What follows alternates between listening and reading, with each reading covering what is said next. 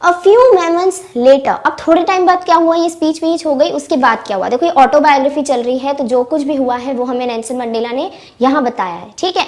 अब क्या हुआ, जब सेरेमनी हो गई उसके कुछ देर बाद, a few moments later, we all lifted our eyes in awe as a spectacular array of South African jets, helicopters and troop carriers rode in perfect formation over the union buildings. क्या कहा है कि थोड़ी देर बाद हम सब अपनी आंखें जो है देखने लगे, आंखें जो है हमने अपनी ऊपर कर ली, वी लिफ्टेड आवर आईज, और हम स्काई की तरफ देख रहे थे इन ओ। होता ना कि बिल्कुल किसी चीज को आप जब बहुत ब्यूटीफुल होता है तो आप देखते रह जाते हो, उसे आप कहते हो इन ओ हो।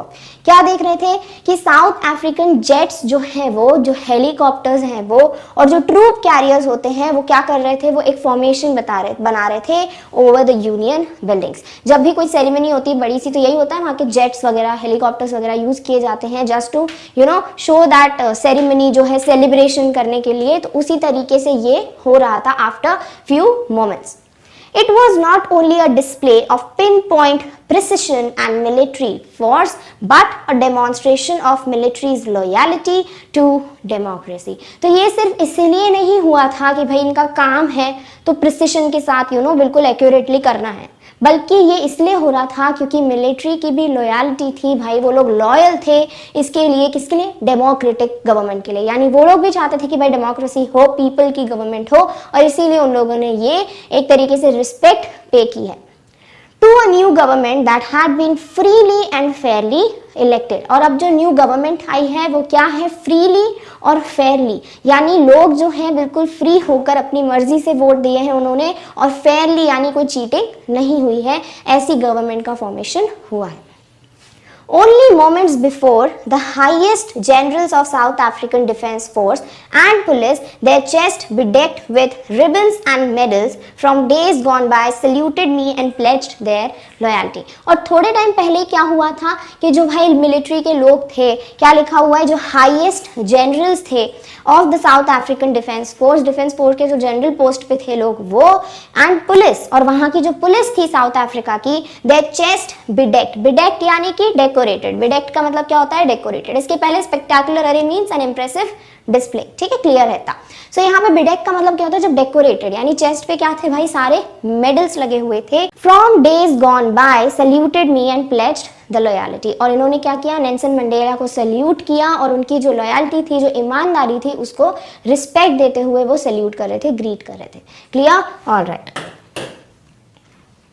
I was not unmindful of the fact. Unmindful यानी aware of. Unmindful का मतलब होता है conscious of या aware of, यानी पता होना। तो I was not unmindful of the fact that not so many years before they would not have saluted but arrest me. But थोड़े टाइम पहले जो है उनको ये चीज़ नहीं पता थी कि भाई लोग जो है वो इस तरीके से मुझे सल्यूट करेंगे, बल्कि क्या था, वो तो मुझे अरेस्ट करके ले जाएंगे। और 30 इयर्स वो प्रिजन में रहे भी हैं। फाइनली अ शेवरॉन, शेवरॉन का मतलब होता है वी शेप, ठीक है, जब एक पूरा वी शेप बन रहा होता है ना उसको हम बोलते हैं शेवरॉन। सो इस तरीके से क्यों बना है, क्योंकि देखो जेट्स का अभी समझ आएगा इस तरीके से वी क्यों बना है, नॉर्मली वी ऐसा होता है, राइट, बट यहाँ पर जो हम बात करें ना वहां पे वी शेप किस तरीके से बनेगा अभी हम देखते हैं। तो क्या बोल रहे हैं, before they would not have saluted but arrested me, finally a chevron of Impala jets, वहां के जो जेट्स हैं उनकी बात हो रही है, left a smoke trail of black, red, green, blue and gold of the new south African flag.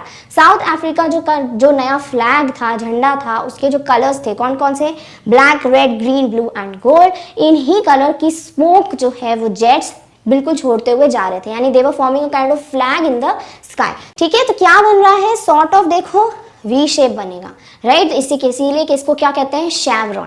Clear, और इन डिफरेंट कलर्स के वो स्मोक छोड़ते हुए जा रहे थे, क्यों, क्योंकि ये नए जो साउथ अफ्रीकन फ्लैग है उसके कलर्स थे। Clear, all right.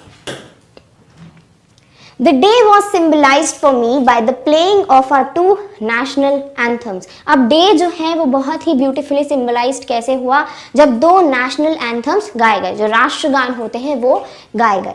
And the vision of whites singing, और ये देखना कि भाई वहाँ के जो वाइट पीपल हैं वो कौन सा नेशनल एंथम गा रहे थे, कोसी सिक्केलेल आई अफ्रीका, यानी कि इसका मतलब तो हमें नहीं पता, बट इतना तो समझ आ रहा है कि ये अफ्रीकन कोई सॉन्ग है, नेशनल एंथम है, सॉरी, राइट, यानी वाइट पीपल वहाँ अफ्रीका का नेशनल एंथम गा रहे हैं। ये बहुत हुआ ही नहीं कभी वहां पर, राइट। तो ये जो विजन था वो बहुत ही अलग था। तो ये देखा गया एक नेशनल एंथम जो है कोसी सिकेलियल आई अफ्रीका, ये गा रहे थे white people, and blacks singing Die Stem the old anthem of the republic. और जो पुराना जो एंथम था डाई स्टेम यहाँ का, वो जो है वाइट पीपल नहीं ब्लैक पीपल बल्कि गा रहे थे। तो ये जो विजन था ना कि अब कोई डिस्क्रिमिनेशन नहीं है, सब नेशनल एंथम्स गा रहे हैं एक दूसरे के, that was spectacular. Although that day neither group knew the lyrics of the anthem they once despised, they would soon know the words by heart. Despised का मतलब क्या होता है? Had a very opinion of, यानी कुछ लोग जो है उसको हेट करते थे, कुछ लोग पसंद करते थे। तो जो ये ओपिनियन था उनका नेशनल एंथम के लिए, उसके लिरिक्स उनको नहीं आते थे। सो कोई भी वहाँ का ग्रुप, यानी ना तो ब्लैक पीपल ना ही व्हाइट पीपल का ग्रुप जो है उस नेशनल एंथम के लिरिक्स को जानते थे।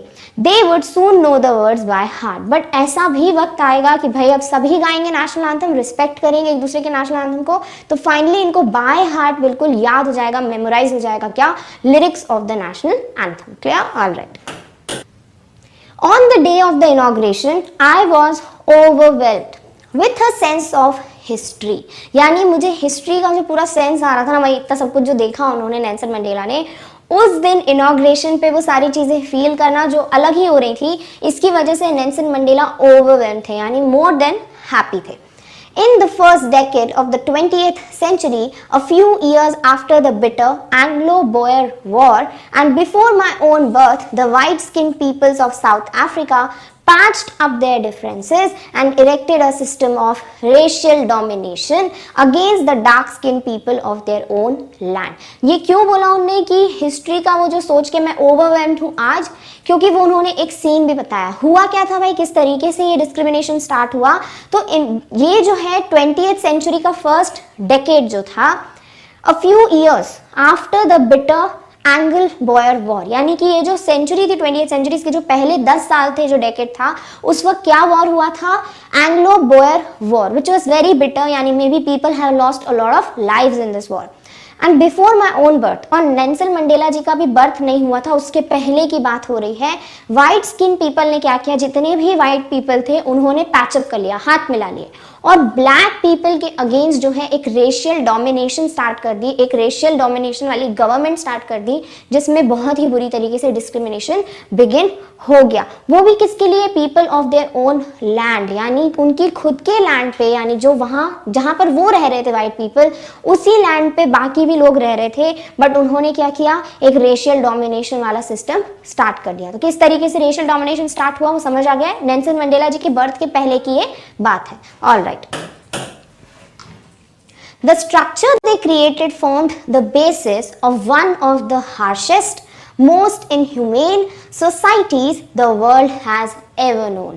अब ये जो white people थे जिन्होंने पैचअप करके भाई ये रेशियल डोमिनेशन का सिस्टम स्टार्ट किया, तो जो उन्होंने ये स्ट्रक्चर बनाया था, ये जो बोल सकते हो सिस्टम फॉर्म किया था, वो क्या था? वन ऑफ द हार्शेस्ट, यानी सबसे बुरे जो इंसिडेंट्स होते हैं, सबसे बुरे जो सिस्टम होते हैं, उनमें से एक सिस्टम।